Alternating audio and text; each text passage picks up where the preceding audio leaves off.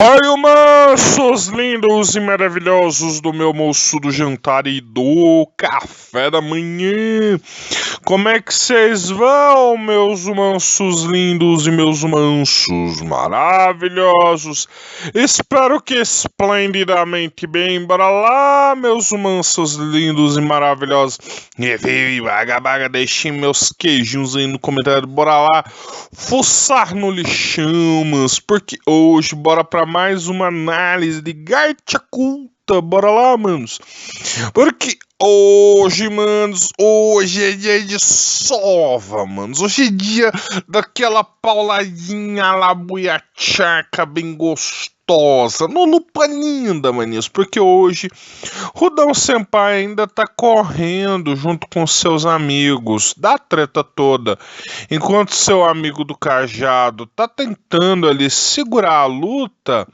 Mas vemos que no episódio passado outro dos Riders havia encurralado ele. Então, né, manos, ao que tudo parece, fica aquele clima meio tenso de que ele mandou aquele limpador para reciclagem, se é que me entendem. Aí os caras ficam tensos, afinal de contas eles estão num subterrâneo sem luz, cercados, né, mano? Isso é muito, muito sinistro. Aí aparece mansos e maravilhosos. Cara bem até trajado pra situação, né, maninhos? Aquele que provavelmente é o líder desses Riders, muito sinistrão, parecendo nossa, mas ele é muito estiloso, com aquele afro todo das ideias. E o cara tem por objeto vital uma garra. O cara é tipo uma mistura do Super Choque com o Jack, o Estripador, com aquele... Como é que era o nome daquele cara dos filmes de terror que tinha uma garra que entrava nos sonhos? Não tô lembrado o nome agora, deixei nos comentários, maninhos. E ele é um Zaraki Kenpachi do mundo dos animes, mano. É aquele cara que odeia os fracos e gosta de solar os fortes. Ou seja, ele quer lutar a todo custo e quer levar o Rudão de volta, identificando, é claro, o Rudo como o alvo dele. Ele se prepara para fazer aquela subtração, porque, né, manos? Eles ali não vão dar conta, porque aqueles auxiliares não têm poderes e o Rudo não sabe usar os dele. E a garra do cara é muito da sinistra. O cara tá pronto pra desfabricar o Rudo se ele, como diz, vacilar demais. E o coitado dos auxiliares ali, apesar de serem bons até no combate, né, mano? Terem algum potencial, até o próprio cara reconhece o potencial deles. Mas, como se diz, pra ele eles são os fracos. Então vai transformar eles em sushi, né, manos? Até mesmo com o cara que incentiva o Rudo tentando servir de escudo pro moleque, mas caraca, ele fez um cos pobre de energia. O cara simplesmente atravessa ele igual faca quente na manteiga, né, manos? E faz aquele sushizinho de fracote, né, manos? Porque afinal das contas, né, manos, os fracos em animes tem que apanhar, né, manos? Não tem muito o que se possa lavrar de ideias, porque, né, manos, não dá, né?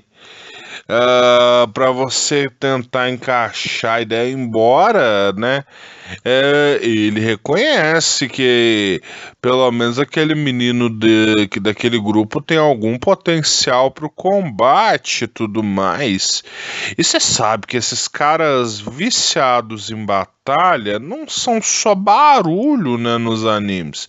Eles, além de lutar, eles têm algum caráter, eles sabem avaliar como os poderes de uma pessoa funcionam. E é claro, ele comete o erro número 1 dos animes. Mataram um amigo do Prota na frente do prota, né, mano? Os cara tá desejando o biladão de 30 centímetros sem cuspir, porque, né, mano, você tem que ser muito idiota pra provocar o protagonista da obra. E caraca, Garticuta prova, porque é um anime extremamente bonito também. Porque, mano, essa estética de mostrar ele como se fosse uma linear art, uma arte sem cor ali, dele já sortando aquele barulhinho de radiação queimando, sabe, manos? De lixo extremamente tóxico começa a inundar o ambiente. Ele tem um flashback do seu pai Regton sendo desfabricado, né, manos? E vai pirando enquanto a imagem do medalhãozinho do amigo dele vai cair no chão. E ele tenta agarrar, como se tentasse agarrar uma lembrança. E lembra do Regton chegando um dia e vendo o cara bater a cabeça na parede, porque afinal de contas ele perdeu os pais. Os pais descartaram o Rudo como se ele fosse lixo, manos. Ele tem tantas camadas de trauma aqui que não dá nem pra começar a mensurar. E o Regton, manos, vai tentar animar esse menino, afinal, né, manos? Qual não é o adulto que quer ajudar uma criança em apuros? Um adulto, é claro, que tem algum caráter.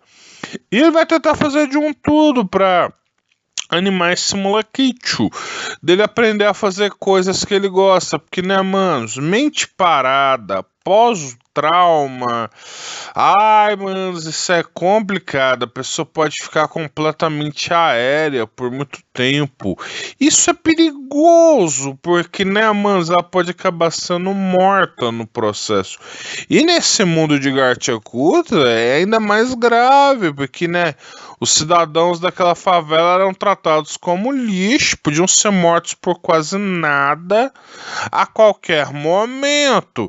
E passeando ali pela favela, eles veem um portão do Alphaville, da parte nobre da cidade, com uma pessoa indo descartar uma sacola de lixo.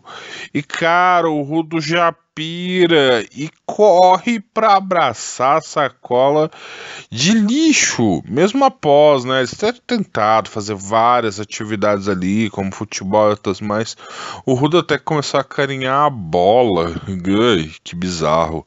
Aí ao ele vê esse cara jogando lixo fora, cara, ele surta, tipo, é evento pós-traumático, ele corre pra sacola e começa a chorar, mano, ai, mano, essa aqui, cara, é fatal, bota a criança pra chorar numa cena, sempre é e sempre será extremamente pesado.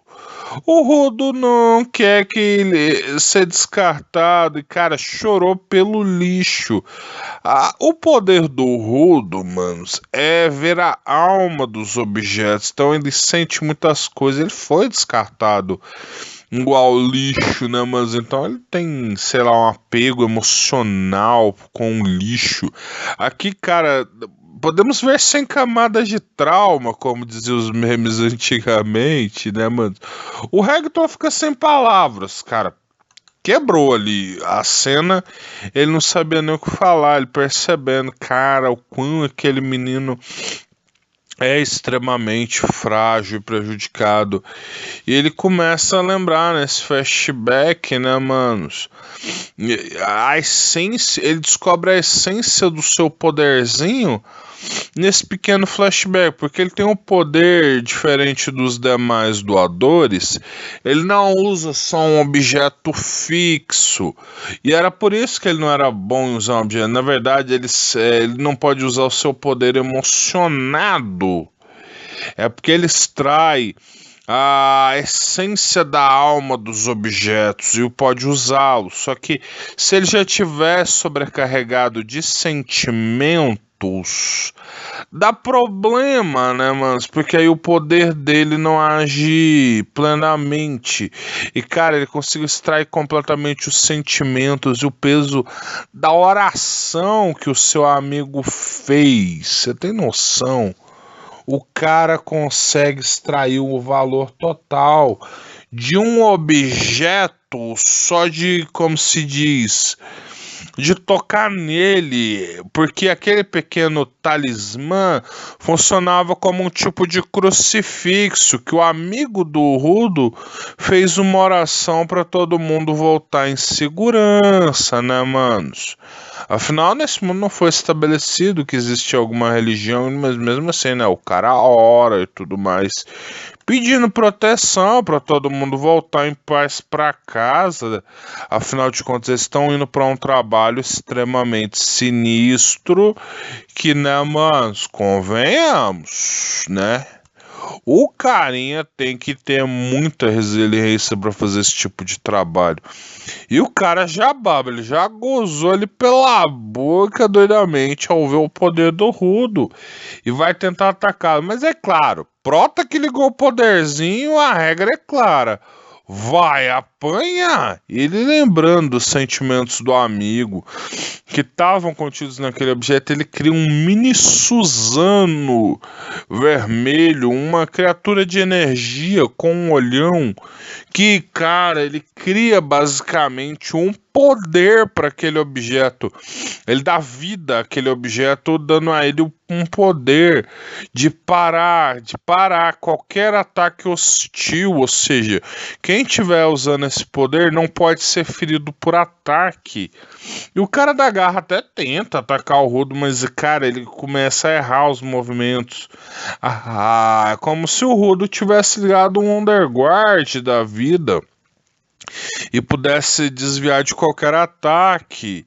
E o cara já vai pirando, vai tentando por tudo atacar o Rudo, até que o Rudo decide usar essa estratégia defensiva de modo ofensivo, fazendo com que o pequeno Suzano paralisasse o cara no ar quando ele vai atacar.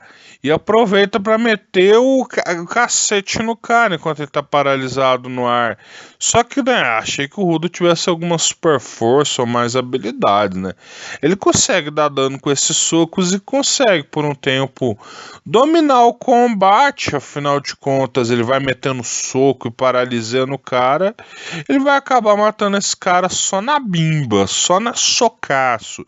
Só que, como todo bom viciado em combate, ele tem um modo Berserker para se usar, né, mano? E ao perceber que não vai ganhar do Rudo na estratégia, porque aquele olho vai tirando a possibilidade dele atacar. Quanto mais ele ataca, mais ele é paralisado e mais dano vai tomando dos golpes físicos do Regton, do Rudo. Apesar de ele não conseguir dar um dano muito decente, né, mano? Um soco na cara, você toma uns 10, você vai apagando. E o cara vai apelar para uma estratégia lá Berserk após ser jogado longe pelo Rudo, que já chamando ele de bosta, mesmo ele dizendo o próprio nome, ele desprezando completamente, querendo negar a existência daquele cara, ele sendo paralisado, socado e tudo mais. Só que aí chegou, né, manos, o ponto de saturação do episódio. Ele vai ter, né, manos, que usar uma estratégia diferente, porque senão vai perder muito fácil pro Rudo. Então o Rudão Senpai, né, vai aplicar uma finalização, coisa assim. Só que, né, manos,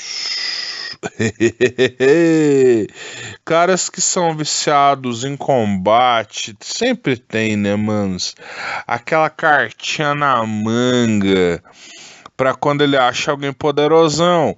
E no caso desse cara é se auto-envenenar com seu próprio veneno para ficar no modo berserker loucão das ideias. Ele quer ficar doidão no ácido.